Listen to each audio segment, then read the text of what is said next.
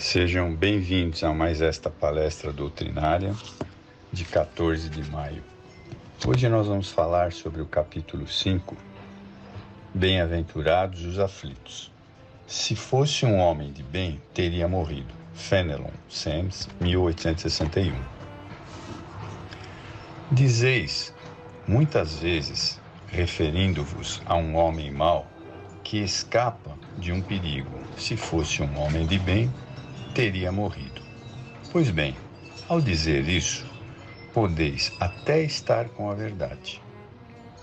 Muitas vezes Deus dá efetivamente a um espírito ainda jovem, nos caminhos do progresso, uma prova mais longa do que a um bom, o que poderá receber como recompensa do seu mérito o favor de uma prova tão curta quanto possível.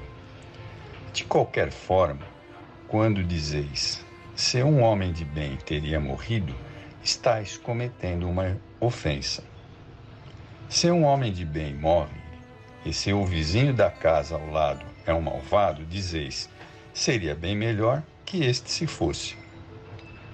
Acontece que estáis julgando erroneamente, pois aquele que parte acabou sua tarefa, e aquele que fica talvez tenha apenas começado. Por que gostarias, então, que o mal não tivesse tempo de terminá-la e que outro ficasse ligado à gleba terrena? Que diríeis a um prisioneiro que, tendo cumprido o tempo da sua pena, permanecesse na prisão e fosse dada a liberdade a um outro que não tivesse esse direito? Sabeis, pois, que a verdadeira liberdade está na libertação dos laços corporais, e enquanto estiverdes na terra, estareis em cativeiro. Habituai-vos a não julgar aquilo que não podeis compreender, e acreditais que Deus é justo em todas as coisas. Muitas vezes, o que vos parece um mal é um bem, mas vossas capacidades são tão limitadas que o conjunto do grande todo escapa aos vossos rudes sentidos. Isto é uma realidade, né? Nós ainda somos tão inferiores que nós não conseguimos entender as coisas que estão ao nosso redor. As coisas até normais da Terra, né? Aqui do mundo material. Imaginem do mundo espiritual. A grandeza do universo, servir a Deus e a Jesus. Então, nós estamos ainda muito longe de entendermos as coisas. Continuando o texto. Esforçai-vos para deixar pelo pensamento vossa mesquinha visão. E à medida que vos elevardes a importância da vida material, diminuirá aos vossos olhos e apenas vos parecerá um incidente na duração infinita da vossa existência espiritual, a única existência verdadeira. Os tormentos voluntários. Fenelon, 1860.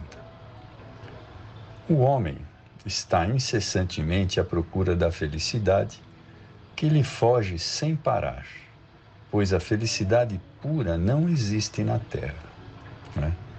E na realidade todos aqui queremos ser felizes, né? Mesmo os mais difíceis, aqueles que ainda matam, saqueiam, na realidade todos querem ser felizes, apenas não sabem como. Entretanto, apesar dos sofrimentos que formam o desfile inevitável dessa vida, ele poderia, pelo menos, desfrutar de uma felicidade relativa se não condicionasse essa felicidade às coisas perecíveis e sujeitas às mesmas contrariedades, ou seja, aos prazeres materiais, ao invés de procurá-la nos prazeres da alma, que são uma antecipação dos prazeres celestes imperecíveis. Ao invés de procurar a paz do coração, única felicidade real aqui na Terra, é ávido por tudo aquilo que pode agitá-lo e perturbá-lo. E coisa curiosa, parece criar propositadamente tormentos que só dependia dele evitar. Haverá maiores tormentos do que aqueles causados pela inveja e pelo ciúme? Para o invejoso e o ciumento não há repouso.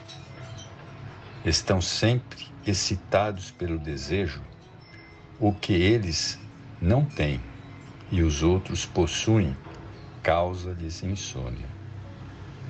O sucesso dos seus rivais lhe dá vertigem. Seu único interesse é o de menosprezar os outros. Toda a sua alegria está em excitar os insensatos como eles, a ira do ciúme, de que estão possuídos, pobres e insensatos. De fato, nem sonham que talvez amanhã será preciso deixar todas essas futilidades, cuja cobiça envenena suas vidas.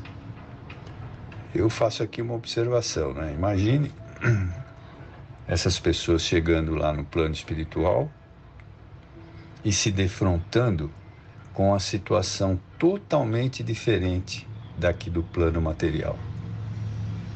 Não adianta mais o dinheiro, não adianta mais ter inveja dos outros, o orgulho cai por terra. Como é que vai fazer, não é? Então, nós temos que entender essas situações e começar a pensar realmente naquilo que é importante, naquilo que nós vamos levar para o plano espiritual, né? Ou seja, o nosso conhecimento, isso nós vamos levar. Não, é para eles que se aplicam estas palavras. Bem-aventurados os aflitos, pois serão consolados, visto que suas preocupações não têm recompensa no céu. De quantos tormentos, ao contrário, se poupa aquele que sabe se contentar com o que tem, que vê sem inveja aquilo que não é seu, que não procura parecer mais do que é. Ele está sempre rico, pois se olha abaixo de si, ao invés de olhar acima, verá sempre pessoas que têm menos. É calmo, pois não cria necessidades ilusórias. E não é a calma em si mesma uma felicidade em meio às tempestades da vida? A verdadeira infelicidade. Delphine Girardin, Paris, 1861. Todos falam da infelicidade. Já a sentiram alguma vez e acreditam conhecer os seus vários aspectos. Eu venho vos dizer que quase todas as pessoas se enganam e que a verdadeira infelicidade não é aquilo que os homens, ou seja, os infelizes, supõem. Eles as veem na miséria, na lareira sem fogo, no credor exigente, no berço vazio do anjo que sorria, nas lágrimas do caixão que se acompanha com a fronte descoberta e o coração partido, na angústia da traição, na miséria do orgulho que gostaria de se vestir de ouro e que esconde com dificuldade sua nudez sob os farrapos da vaidade. Tudo isso e ainda muitas outras coisas dá-se o nome de infelicidade na linguagem humana, ou seja, na linguagem terrena, não é? Sim, é a infelicidade para aqueles que apenas veem o presente. Mas a verdadeira infelicidade está mais nas consequências de um fato do que nele próprio. Dizei-me seu acontecimento mais feliz para o momento, mas que depois resulta em consequências desastrosas. não é, na realidade, mais infeliz do que aquele que, à primeira vista, causa uma viva contrariedade, mas acaba produzindo o bem. Dizei-me se a tempestade de que quebra as árvores, mas que saneia o ar ao eliminar os vírus insalubres que causam a morte, não é antes uma felicidade do que uma infelicidade? Para julgar algo é preciso ver as consequências. É assim que, para apreciar o que é realmente feliz ou infeliz para o homem, é preciso se transportar além desta vida, pois é lá que as consequências se fazem sentir. Portanto, tudo que ele acha ou chama de infelicidade, segundo sua curta visão, cessa com a vida corporal e encontra sua compensação na vida futura. Vou revelar-vos a infelicidade sob uma nova face, sob a forma bela e florida que acolheis e desejais com todas as forças da vossa alma iludida. A infelicidade é essa alegria falsa, esse prazer egoísta, a fama enganadora, a agitação fútil, a louca satisfação da vaidade, que faz calar a consciência, que perturbação do pensamento, que confunde o homem quanto ao seu futuro. A infelicidade é o ópio do esquecimento que buscais incessantemente. Esperai vós que chorais, acautelai-vos, vós que rides, pois vosso corpo está satisfeito. Ninguém transgride impunemente as leis de Deus. Ninguém foge das responsabilidades dos seus atos. As provações, essas credoras impiedosas e cruéis, com a sequência de desgraças que nos atinge na miséria, observam o vosso repouso enganador, para vos mergulhar de repente na agonia de verdadeira infelicidade, aquela que surpreende a alma enfraquecida pela indiferença e pelo egoísmo. Que o Espiritismo vos esclareça e recoloque no seu verdadeiro lugar a verdade e o erro, tão estranhamente desfigurados pela vossa cegueira. Então, agireis como bravos soldados que, ao invés de fugir do perigo, preferem as lutas em combate, arriscados à paz, que não lhes pode dar nem glória nem promoções.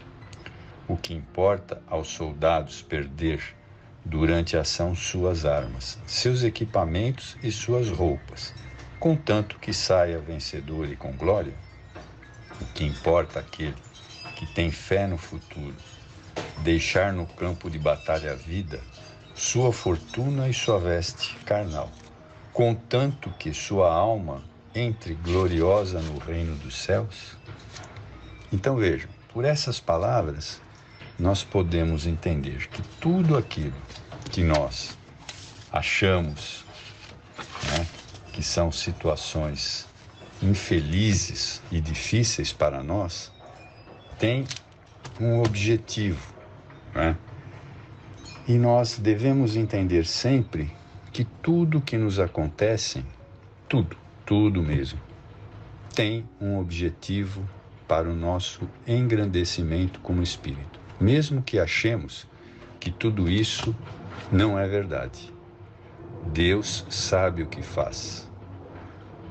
Através dos seus prepostos, os espíritos, amigos, eles nos conduzem à verdade sempre. Mas ainda somos ignorantes para reconhecer isso. Ainda não entendemos estas verdades, porque somos muito pequenos, Mas temos recursos. A doutrina espírita, cada vez mais, nos coloca neste caminho da verdade. Se a estudarmos efetivamente, se a colocarmos em prática, estaremos sempre ladeados por bons espíritos que nos conduzirão a uma jornada mais feliz. Bem, eu gostaria de agradecer e vamos terminar mais esta palestra doutrinária. Muito obrigado.